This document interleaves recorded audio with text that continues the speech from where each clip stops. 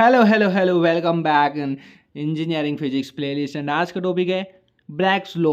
But उससे पहले हमें समझना पड़ेगा कि एक्स-रे डिफ्रैक्शन क्या होता है। तो उससे पहले अपन समझते हैं डिफ्रैक्शन क्या होता है, ताकि आपको पता हो। डिफ्रैक्शन तो आपको पता है कि सर ये देखो यहाँ से रेज आती है, ऑब्स्टेकल आता है तो वहाँ से थोड़ी सी ये बेंड हो जाती है, राइट। ये होता है, बेंड हो जाती है आपकी वेव्स। फिर आप लेंस लगाते हो यहाँ पे फोकस करते हो तो किसी एक पॉइंट पर मैक्सिमा दिखता है, किसी पे मिनिमा दिखता है, देन मैक्सिमा दिखता है एंड सो ऑन। इसी तरह से चीज़ें दिखती रहती है, राइट। तो डिफ्रैक्शन ऑफ लाइट, ओके, ये डिफ्रैक्शन हो रहा है यहाँ पे।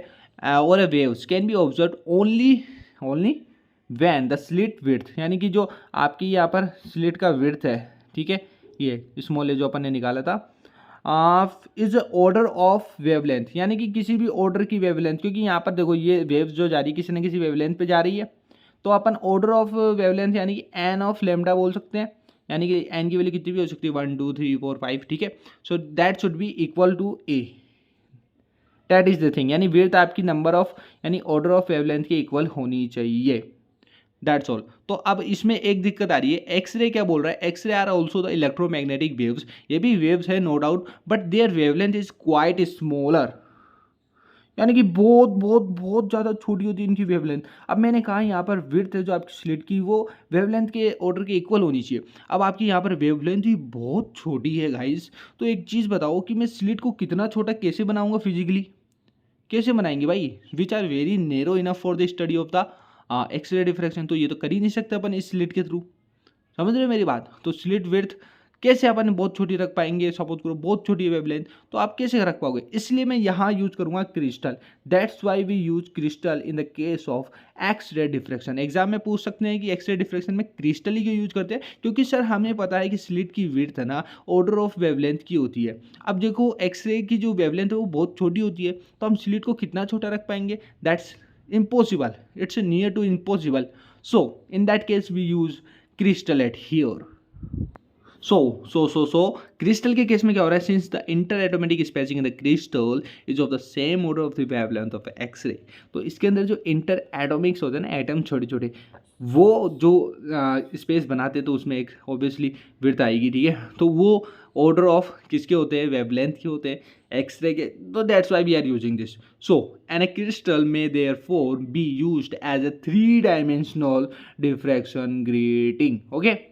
So 3 dimension diffraction grating अपन करते हैं. So for that we have the Bragg's law for the X-ray diffraction, in which what we are doing, we are using at here the crystals plate, यहाँ पे क्रिस्टल की plate से, and यहाँ पे आपकी लाइट्स आ रही है एंड रिफ्लेक्ट होकर जा रही है, नो डाउट, एंड सम इन कर रही है, यहाँ से बैंड कर रही है, that are reflecting also at here. So in that case यहाँ पे पाथ डिफरेंस निकल के आ रहा है अपना D sine theta, and in this case अपना निकल के आ रहा है डी साइन थीटा, दोनों के केस में, ओके। परपेंडिकुलर बैंड हो गया जा रही है इसके ऊपर, तो ये आपका आ गया डी साइन थीटा। जैसे स्लिट के केस में नहीं होता क्या, जैसे सर ऐसे आती थी ऐसे आती थी, ये इस पर बेंड करती थी, तो ये जो डिफरेंस बनता था that is your path difference. तो ये पार्ट डिफरेंस अगर दोनों को ऐड कर दिया तो 2d साइन थीटा हो गया। अब एक्चुअल में तो मैंने बताया था ना कि ऑर्डर ऑफ वेवलेंथ के इक्वल होता है, ठीक है। So the path difference equal to n lambda. अब इन दोनों को इक्वल कर दो कि lambda lambda, sorry path difference है तो इक्वल टू हो गए, n lambda equal to 2d sine theta. So इसके अंदर कुछ कंडीशंस होती है which way that we can say the Bragg's law conditions for this, okay. So the first order minimum spectrum n equal to 1 होता है, तो इस case में 1 हो गया, तो lambda equal to 2d sine theta हो गया। साइन थीटा को इस तरफ रखते हैं, नीचे ले जाते हैं, तो लेमडा अपॉन 2d हो गया। यहाँ तक क्लियर है। बट हम जानते हैं कि यार sine theta should be less than equal to 1 होना चाहिए। So in that case lambda upon 2d is also should be less than 1. So in that case 2d इधर चल जाएगा, तो lambda always should be less than and equal to 2d. This is the formula final, we have got it just. So if I am assuming like d equal to 1 ampere है, so in that case x-ray with the wavelength less than 2 ampere, right, 2 से multiply हो जाएगा, तो wavelength of x-ray should be less than 2 ampere are the most useful for the study of the crystal, okay. Now so what we are doing at here, we are using the formula of energy at here which is equal to h mu, या फिर अपन इसको velocity बोलते हैं।